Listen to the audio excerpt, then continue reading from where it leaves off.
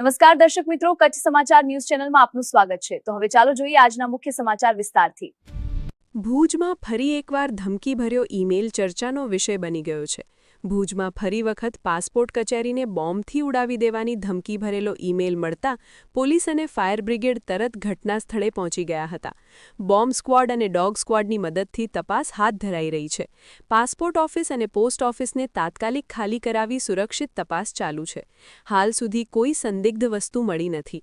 નોંધનીય છે કે આ પહેલા પણ ભુજ પોસ્ટ ઓફિસ અને કોર્ટને આવી ધમકી મળી ચૂકી છે અને રાજ્યના અન્ય શહેરોમાં પણ આ પ્રકારની ચેતવણીના સંકેતો મળી રહ્યા છે, જેના કારણે સ્થાનિક લોકોને ભયનો અનુભવ થઈ રહ્યો છે।